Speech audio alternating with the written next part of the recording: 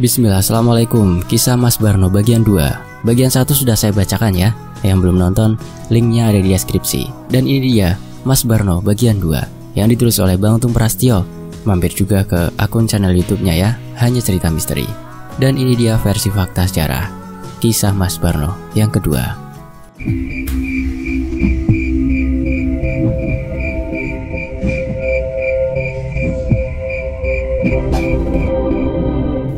Setelah sosok Wisanggeni dapat dikalahkan kakek berjubah putih yang datang membantu Mas Barno dan Bang Rois, serta teman-temannya yang ikut membantu mereka, akhirnya Mas Barno pun berpamitan kepada Bang Rois untuk pergi dari kediaman Haji Komar.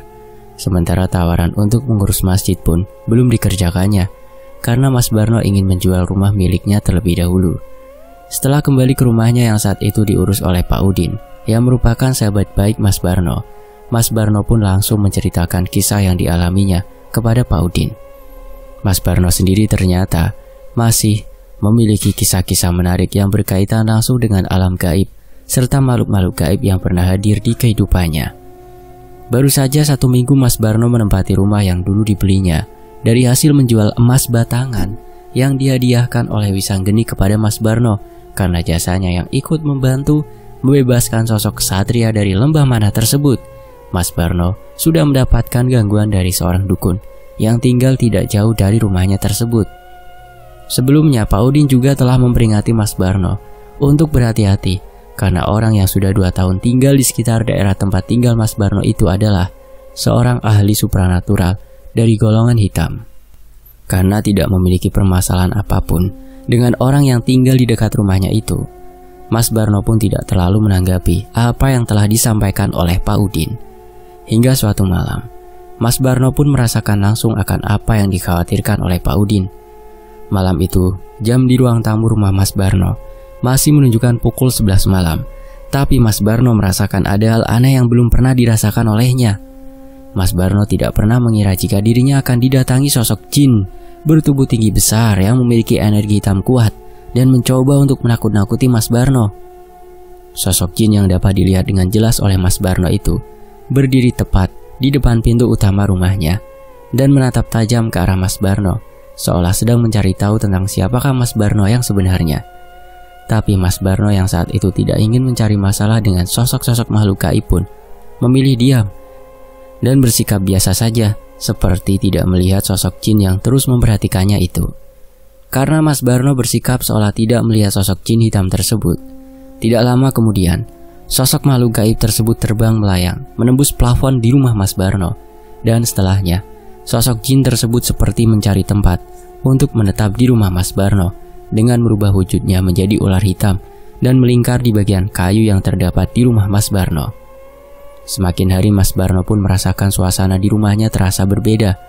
Mas Barno yang sebelumnya sering menghabiskan waktu di ruang tamu rumahnya, kini memilih duduk di teras rumah sambil membaca buku-buku tentang agama yang diberikan oleh Bang Rois sebelumnya. Karena merasakan mulai adanya serangan dari sosok makhluk gaib yang sudah bersarang di rumahnya, Mas Barno pun mulai memberi sedikit pelajaran kepada makhluk astral yang diperintahkan oleh tetangga dekat Mas Barno yang merupakan seorang ahli supranatural itu.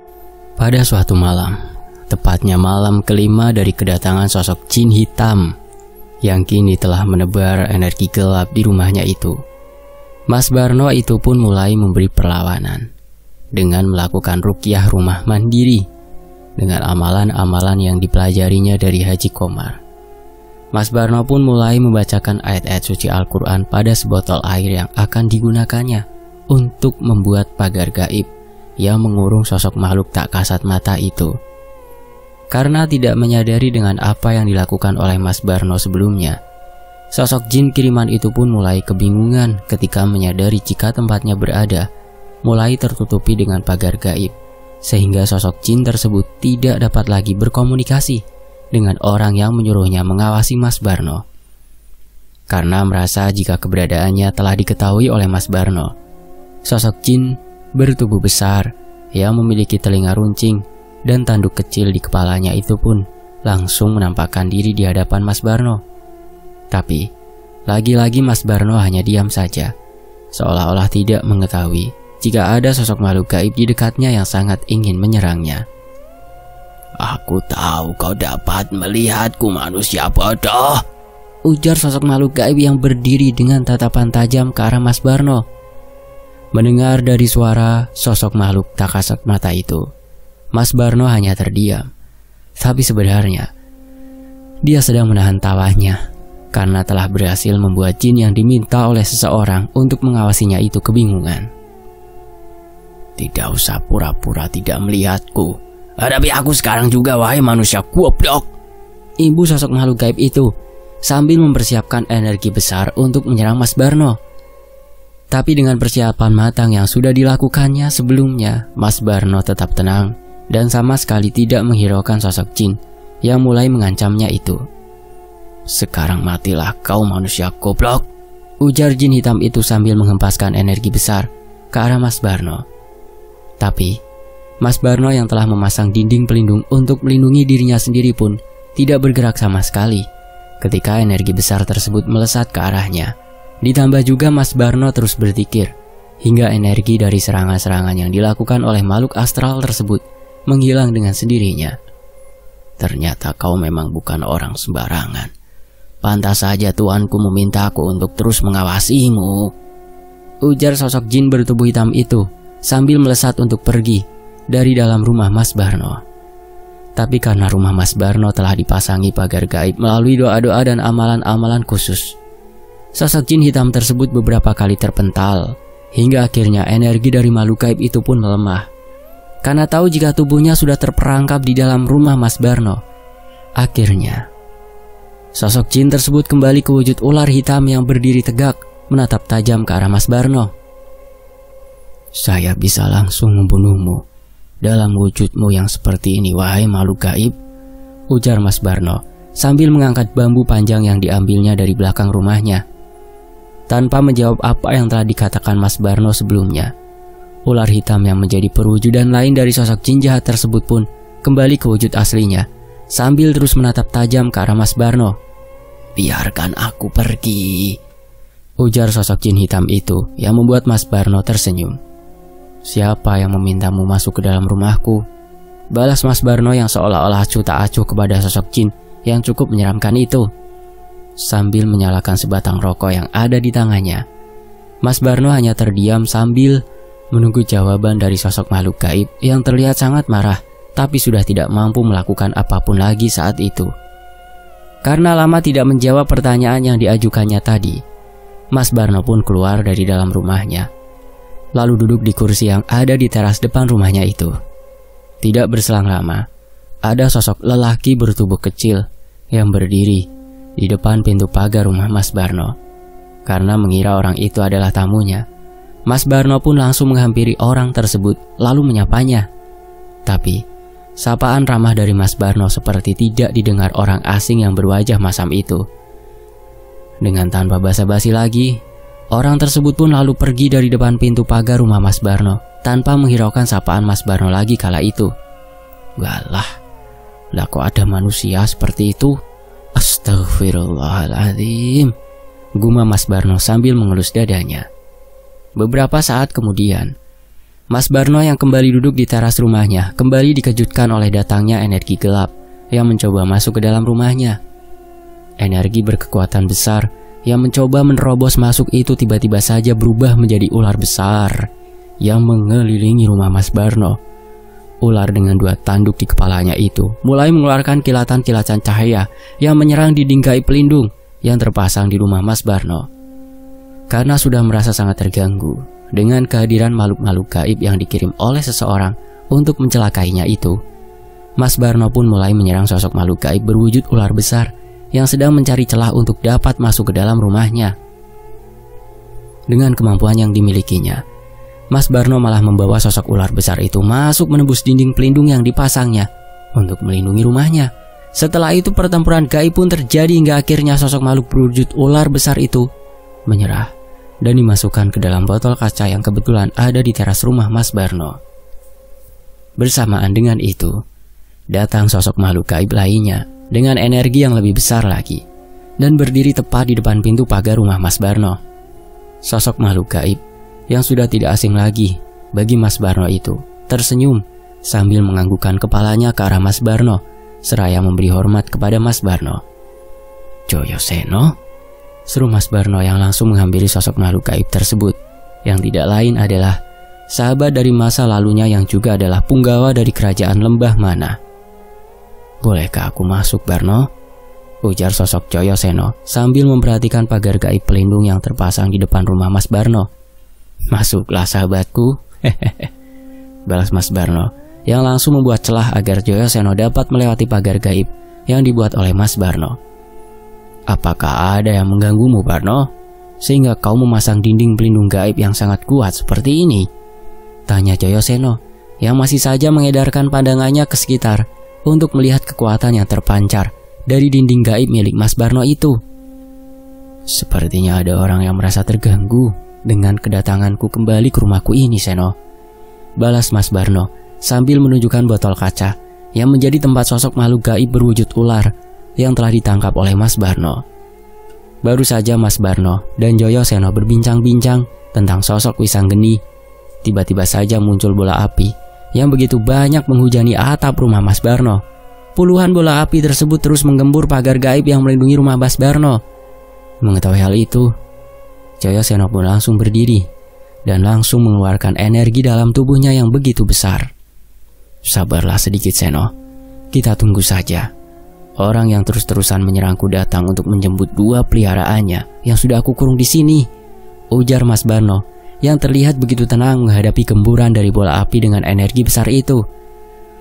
Kau benar-benar sudah dapat menguasai dirimu sendiri, Barno. Balas Joyo Seno yang langsung mengendurkan energinya dan kembali duduk dengan tenang melanjutkan perbincangan mereka. Setelah lama berbincang, Joyo Seno pun langsung meminta Mas Barno untuk beristirahat.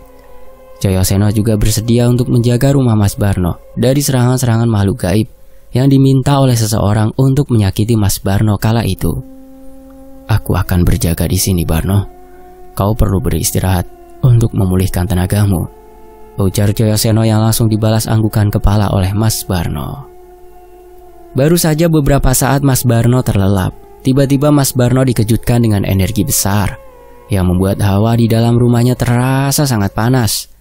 Selain merasa tidak nyaman, Mas Barno pun seperti mengkhawatirkan sesuatu yang membuatnya langsung terbangun dan keluar dari dalam kamarnya. Dan apa yang dikhawatirkan Mas Barno pun benar-benar terjadi ketika rumahnya telah dikepung oleh puluhan makhluk gaib yang entah datangnya dari mana. Tapi anehnya, sosok Joyo Seno hanya duduk bersila tanpa melakukan apapun di saat genting seperti itu. Siapa mereka, Seno? Tanya Mas Barno yang sudah berdiri di sebelah Joyo Seno. Bala bantuan yang akan menyelamatkan 2 makhluk gaib yang telah kau kurung, Barno. Balas Joyo Seno yang langsung membuka kedua matanya dan berdiri dari tempat duduknya. Aku sudah memanggil teman-teman kita, Barno. Sekarang persiapkan dirimu untuk sebuah pertempuran gaib yang mau tidak mau harus kau hadapi lagi saat ini, imbu Joyo Seno menjelaskan. Jika pertempuran gaib itu terjadi di sini, aku khawatir banyak warga yang akan mengalami imbas dari energi-energi hitam yang akan menyebar di sekitar tempat ini, Seno. Balas Mas Barno sambil berpikir untuk mencari sebuah cara agar tidak ada orang yang menjadi korban dengan pertempuran mereka. Buka pagar gaib yang sedang menjaga tempat ini, Barno. Setelah mereka semua masuk, aku akan menutupnya kembali dan kita hadapi mereka semua di tempat ini. Balas sosok Joyo Seno menjelaskan. Tunggulah sebentar lagi, Barno. Setelah Gondo dan Mahawira datang, baru kau bisa membuka pagar gaib pelindung ini. Imbu Joyo Seno yang sebenarnya sudah tidak sabar lagi untuk bertempur. Setelah Joyo Seno meminta Mas Barno untuk membuka pagar gaibnya, seketika itu juga para makhluk gaib yang jumlahnya puluhan itu masuk dan menyerang Mas Barno. Tapi jumlah banyak rupanya tidak membuat Mas Barno dan Joyo Seno gentar.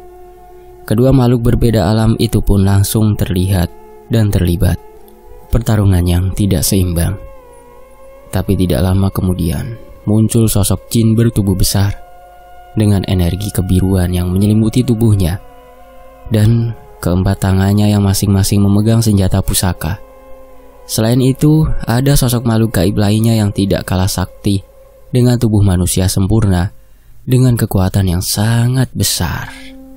Satu persatu makhluk gaib yang diperintah oleh seorang itu pun terbakar dan musnah, menjadi kepulan asap hitam dengan bau yang membuat perut mual. Beberapa saat kemudian, tersisa 4 makhluk dengan kesaktian tinggi, yang sudah berhadapan satu sama lain dengan Mas Barno, Joyoseno, dan juga Mahawira serta Gondo. Tapi kesaktian makhluk-makhluk yang menjadi perewangan seorang dukun sakti itu bukanlah tandingan dari Joyoseno, Mahawira, Gondo, dan juga Mas Barno. Hanya dalam waktu singkat pertempuran gaib pun selesai dengan musnahnya seluruh makhluk gaib yang dikirim untuk mencelakai Mas Barno kala itu.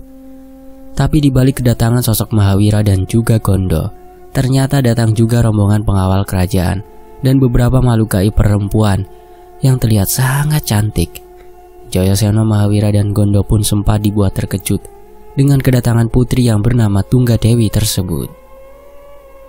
"Terima kasih telah membawaku untuk bertemu Kang Mas Barno, Adipati Joyoseno," ujar sosok perempuan cantik dengan mahkota kecil di atas kepalanya. "Ada perlu apa Nyai mengikuti kami?" balas Joyoseno yang merasa tidak enak hati dengan Mas Barno karena kedatangan sosok putri yang telah menyebabkan kehidupannya hancur. Mas Barno yang terlihat tampak dingin sekali ketika bertemu sosok makhluk gaib yang pernah dicintainya itu hanya terdiam sambil bergerak mundur dan memilih berdiri di belakang tubuh besar Gondo. Karena sebenarnya Mas Barno yang juga masih menyimpan rasa kecewa terhadap sosok makhluk gaib berparas cantik itu tidak ingin lagi bertemu dengan putri kerajaan gaib yang telah menyebabkannya hidup dalam kesengsaraan. "Apakah kau sengaja membawanya ke tempat ini, Seno?" tanya Mas Barno yang mulai merasa kesal kepada Joyoseno.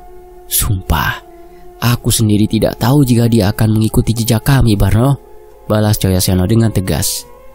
"Aku yang mengikuti jejak Adipati Joyoseno dan juga Mahawira serta penjaga gerbang utara itu, Kang Mas," balas Putri Tunggadewi menjelaskan. "Untuk apa lagi kau menemuiku, Putri?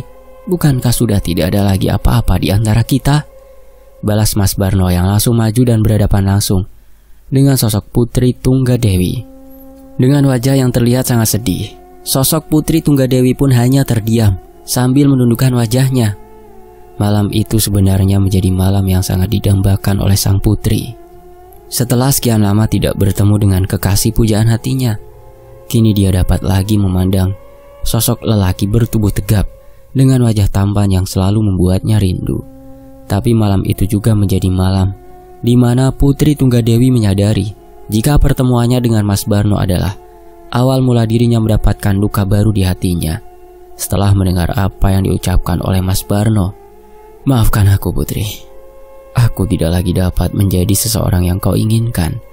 Alam kita berbeda, jadi memang tidak seharusnya kita bersatu," ujar Mas Barno yang seketika itu juga membuat hancur perasaan Putri Tunggadewi.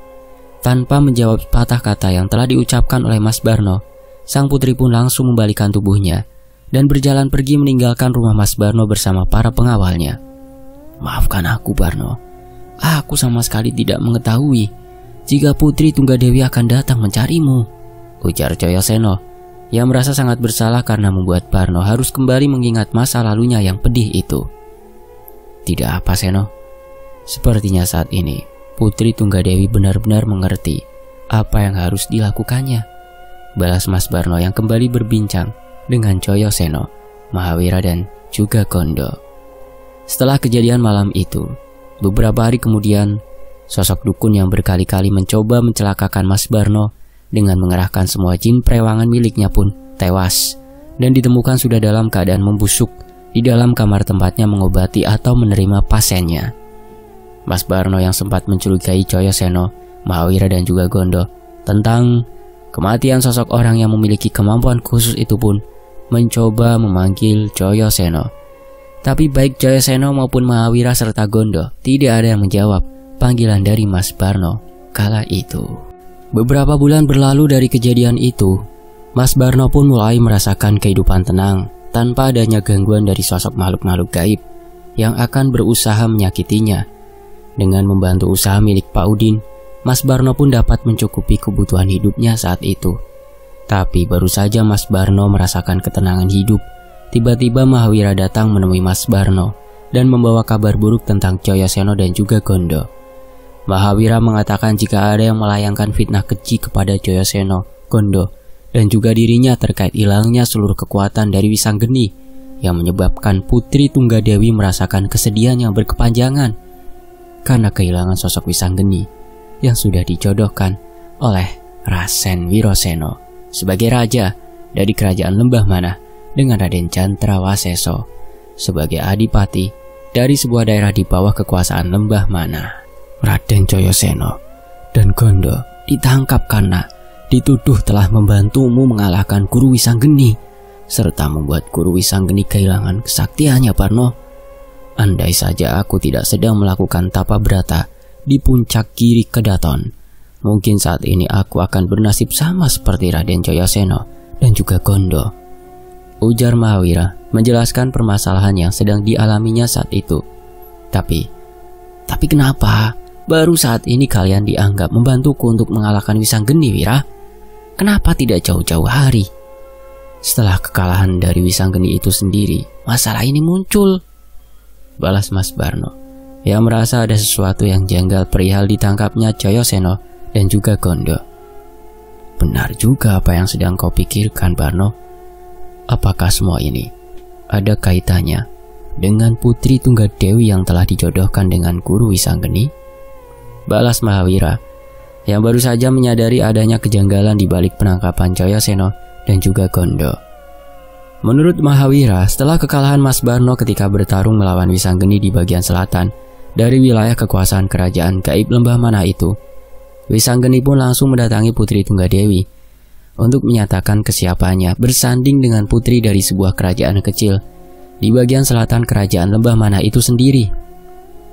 Tapi diam-diam Putri Tunggadewi yang masih mencintai Mas Barno pun meminta syarat kepada Wisanggeni untuk dapat segera mempersuntingnya.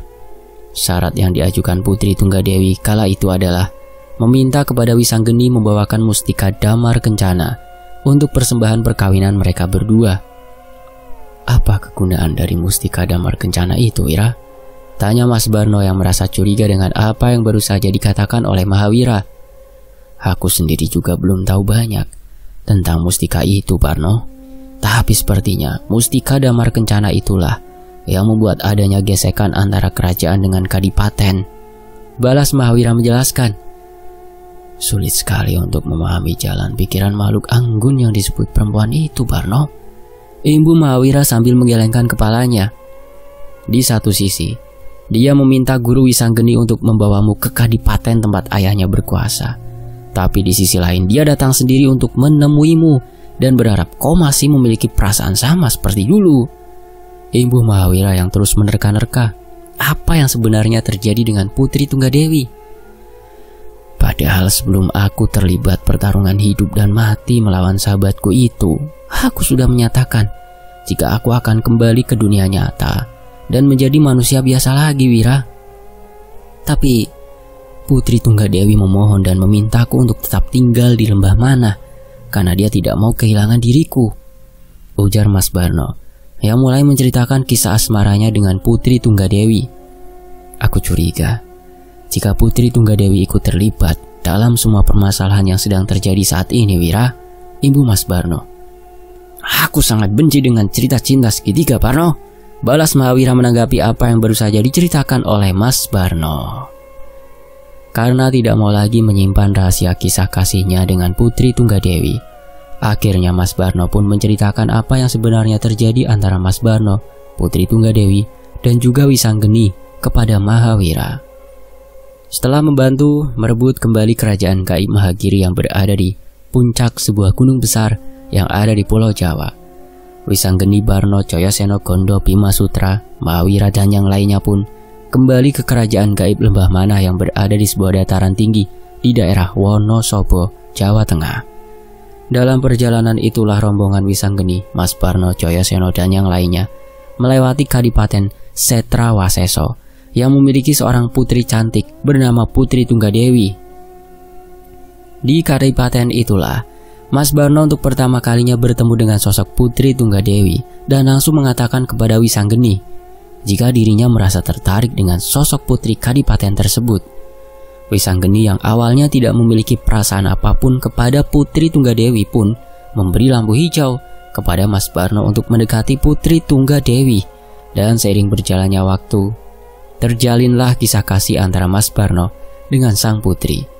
Hingga suatu ketika, Wisanggeni yang baru mengetahui jika sebenarnya dirinya sudah dijodohkan dengan Putri Tunggadewi oleh keluarga kerajaan pun mengalami dilema. Di satu sisi, Wisanggeni tidak ingin membuat Mas Barno kecewa, tapi di sisi lain, Wisanggeni dituntut untuk dapat mempersunting Putri Tunggadewi dengan alasan memperkuat kerajaan Lembah Manah yang sudah tercerai-berai semenjak dijajah oleh kerajaan yang dipimpin oleh sosok Barawa. Karena merasa bimbang, Wisanggeni pun melakukan tapa brata di sebuah tempat untuk menentukan pilihan. Dan dengan wangsit yang didapatnya melalui laku tapa brata itu, Wisanggeni pun akhirnya berani mengatakan yang sebenarnya kepada Mas Barno. Walau dengan berat hati, Wisanggeni pun mendatangi Mas Barno yang kala itu sedang bersama Jayasena, Mahawira dan juga Gondo. Kesepakatan pun terjadi antar Mas Barno dan juga Wisanggeni setelah keduanya berbicara empat mata terkait dengan persoalan asmara yang sedang terjadi saat itu. Setelah mengetahui apa yang sebenarnya terjadi, Mas Barno pun memilih mundur dan mengalah untuk kebaikan kerajaan Lembah Manah dan juga sahabat baiknya.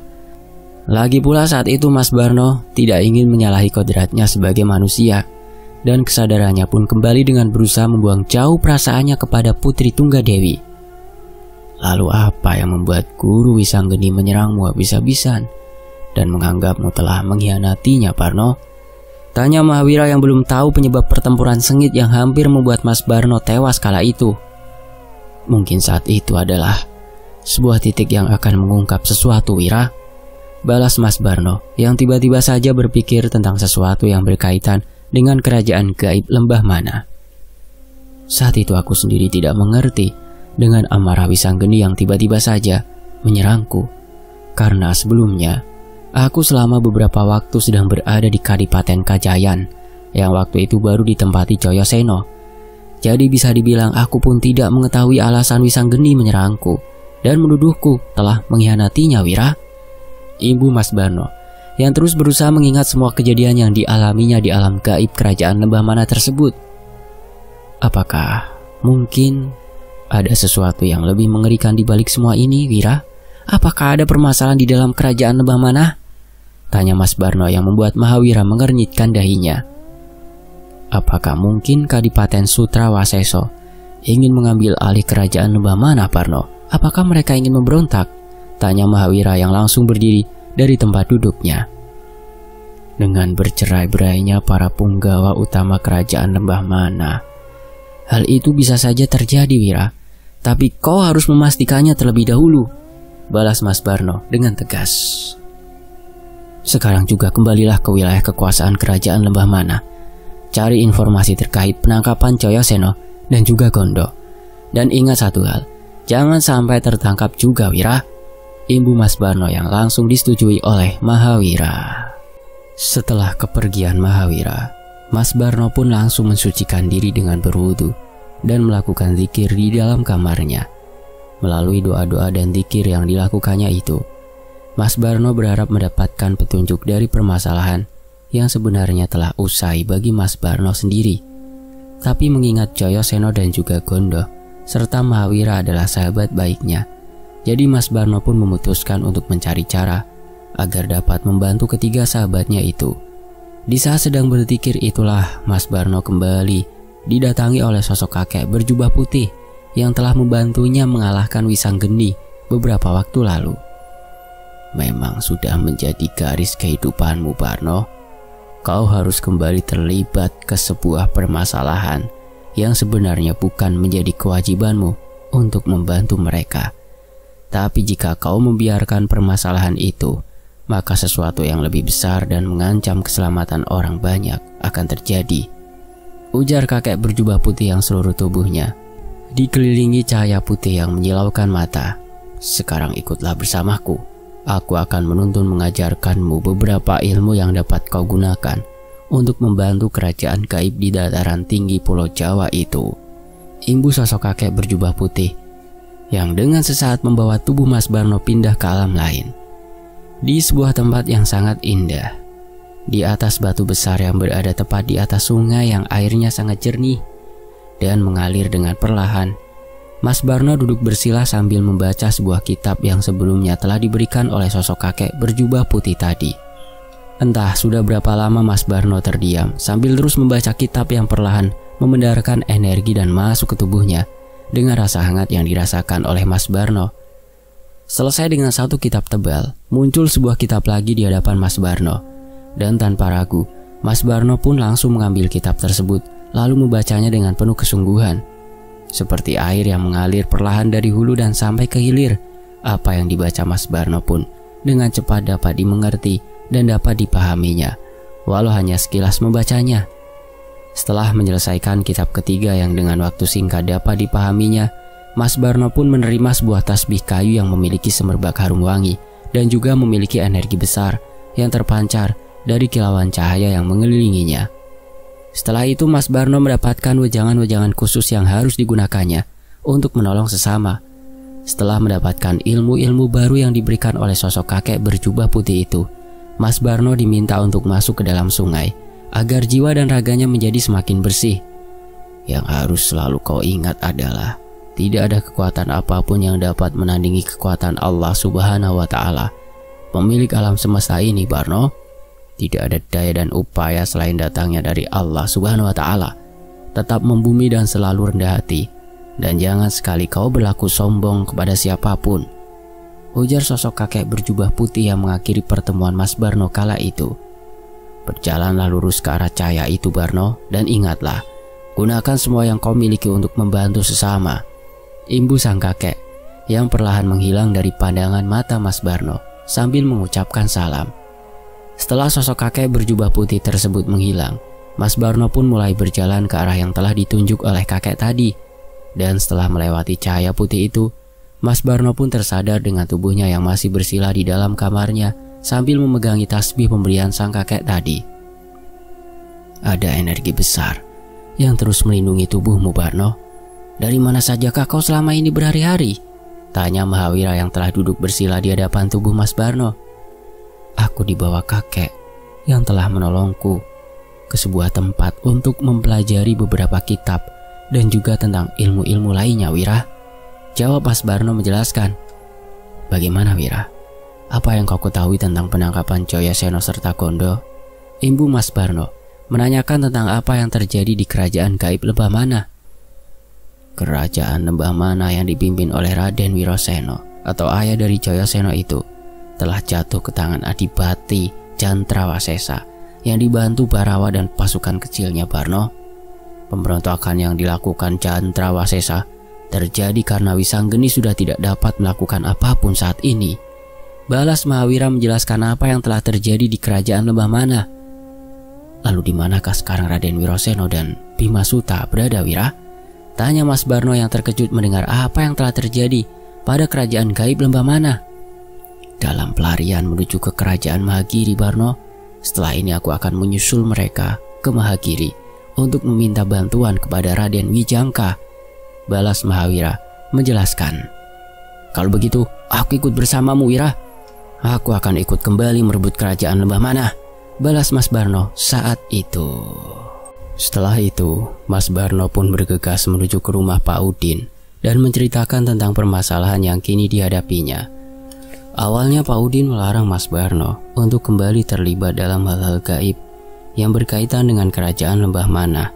Sebagai seorang sahabat yang sangat menyayangi Mas Barno, Pak Udin tidak ingin Mas Barno kembali tertimpa masalah besar yang membahayakan keselamatannya. Tapi Mas Barno yang dapat menjelaskan dengan baik kepada Pak Udin pun bersikeras untuk membantu membebaskan sahabat gaibnya, yaitu Joyaseno dan juga Gondo. Setelah kembali meminta untuk mengurus tubuhnya, ketika Sukma Mas Barno pergi nanti, Pak Udin pun langsung menyiapkan satu kamar khusus di rumahnya sebagai tempat di mana tubuh Mas Barno tinggal. Mas Barno pun kembali menyerahkan rumah miliknya kepada Pak Udin untuk dikontrakan kepada orang selama kepergiannya. Karena tentunya kepergian Mas Barno akan membutuhkan waktu yang sangat lama. Setelah semua urusan yang berkaitan dengan Pak Udin selesai, Mas Barno pun langsung diantar Pak Udin ke sebuah kamar yang berada di lantai 2 di rumahnya. Di tempat itulah Mas Barno akan melepas sukmanya dan pergi bersama Mahawira ke kerajaan gaib Lembah Manah yang berada di puncak sebuah gunung besar di Pulau Jawa. Mahawira yang dapat menelusuri jejak dari pasukan Raden Wiroseno dan juga Raden Bima Suta akhirnya dapat bertemu dengan dua punggawa utama kerajaan Lembah Manah sebelum naik ke puncak gunung untuk masuk ke kerajaan Mahagiri. Di sana sempat terjadi sedikit perdebatan tentang kehadiran Mas Barno yang rupanya sudah tidak disukai oleh punggawa-punggawa kerajaan Lembah Manah di bawah kepemimpinan Raden Wiroseno. Tapi, dengan kesabaran yang luar biasa, akhirnya Mas Barno pun menjelaskan apa yang sebenarnya terjadi antara dirinya dengan Wisanggeni dan Putri Tunggadewi. Aku memang minta Wisanggeni untuk menikahi putri dari Cantrawasesa agar tidak terjadi perpecahan di dalam kerajaan Lembah Manah yang baru seumur jagung terbebas dari kerajaan Barawa. Tapi sepertinya anak dari Cantrawasesa itu lebih memilih Barno dan menggunakan segala macam cara untuk mendapatkannya. Ujar Raden Wiroseno menjelaskan apa yang sebenarnya terjadi antara Mas Barno, Wisanggeni dan juga Putri Tunggadewi. Tapi aku sendiri belum tahu kenapa Wisanggeni bisa sangat membenciku, Raden? Tanya Mas Barno yang masih penasaran dengan apa yang sebenarnya terjadi dengan sahabat gaibnya tersebut. Fitnah memang lebih kejam dari apapun, Barno. Aku mendapatkan kabar dari telik sandi kerajaan bahwasanya Putri Tunggadewi meminta punggawa kadipatennya untuk membuat Wisanggeni terbakar cemburu hingga dia merasa sakit hati kepadamu dan menginginkanmu mati atau menjadi budak di Kadipaten Geni Cakrabuana. Ujar Raden Wiroseno menjelaskan apa yang sebenarnya terjadi kepada Wisanggeni. Saat itu Wisanggeni yang melihatmu berjumpa mesra dengan Putri Tunggadewi merasa sangat marah, lalu meminta izin kepadaku untuk menghukummu. Imbu Raden Wiroseno lagi. Jadi apa yang dilihat Wisanggeni ternyata bukanlah Barno. Begitukah, Raden? Tanya Bima Suta yang juga merasa sangat penasaran. Benar sekali, Bima. Semua itu adalah perbuatan dari putri kadipaten itu yang memang sudah merencanakan sesuatu untuk membantu ayahnya mengambil kekuasaan di kerajaan Lembah Manah. Jawab Raden Wiroseno. Lalu apakah benar jika Wisanggeni memberikan mustika damar kencana kepada Putri Tunggadewi, Raden? Tanya Mas Barno yang masih penasaran dengan cerita dari Mahawira tentang mustika damar kencana yang diminta oleh Putri Tunggadewi itu. Tanpa sepengetahuanku, Wisanggeni memang mengambil mustika damar kencana yang merupakan mustika kerajaan. Tapi sebenarnya, mustika yang kini ada di tangan sang putri adalah mustika palsu, karena mustika yang sesungguhnya ada di dalam tubuhku sebagai pemimpin dari kerajaan Lembah Manah. Jawab Raden Wiroseno. Walaupun begitu, aku tetap meminta Wisanggeni untuk mengambil kembali mustika itu dari tangan sang putri sebagai bentuk tanggung jawabnya atas kecerobohan yang telah dilakukannya. Tapi sang ratu meminta menukar mustika itu dengan sukmamu, Barno. Dia beralasan akan menjadikanmu pelayan di kadipatennya. Imbu Raden Wiroseno menjelaskan semua yang diketahuinya kepada Mas Barno dan seluruh punggawa kerajaannya. Perlahan-lahan terungkap sudah permasalahan yang membuat Mas Barno harus mengalami perjalanan hidup yang sangat pahit. Berawal dari kisah asmaranya dengan Putri Tunggadewi hingga dirinya harus bertempur melawan sahabatnya sendiri karena sebuah rencana jahat yang sedang dijalankan oleh Raden Cantrawasesa yang ingin merebut tahta kerajaan gaib Lembah Manah. Setelah itu rombongan Raden Wiroseno dan Bima Suta serta Mas Barno dan Mahawira pun melanjutkan perjalanan mereka ke kerajaan gaib Mahagiri untuk meminta bantuan dari kerajaan tersebut. Kedatangan Raden Wiroseno pun disambut baik oleh Raden Wijangka yang merupakan raja dari kerajaan Mahagiri. Selain itu, Raden Wijangka pun mau menampung keluarga Raden Wiroseno serta para punggawa kerajaan lainnya yang masih tersisa. Di Mahagiri, Mas Barno pun ikut menyusun rencana untuk menyerang kerajaan Lembah Manah dan membebaskan Wisanggeni, Jayaseno Gondo, dan para punggawa kerajaan yang berhasil tertangkap sebelum perang besar terjadi kala itu. Selain itu, Mas Barno pun diminta memimpin pasukan untuk membebaskan Jayaseno, Gondo, serta Wisanggeni. Mas Barno yang kini dinilai mempunyai kesaktian yang berbeda pun menyanggupi permintaan Raden Wijangka yang mulai menyusun rencana dan mengerahkan para punggawa kerajaan terbaiknya untuk merebut kembali kerajaan Lembah Manah dari tangan Jantrawasesa dan juga Raja Barawa. Kisah Mas Barno kedua sampai di sini. Sampai jumpa ya. Fakta Sejarah pamit. Mohon maaf kalau ada salah kata. Wassalamualaikum.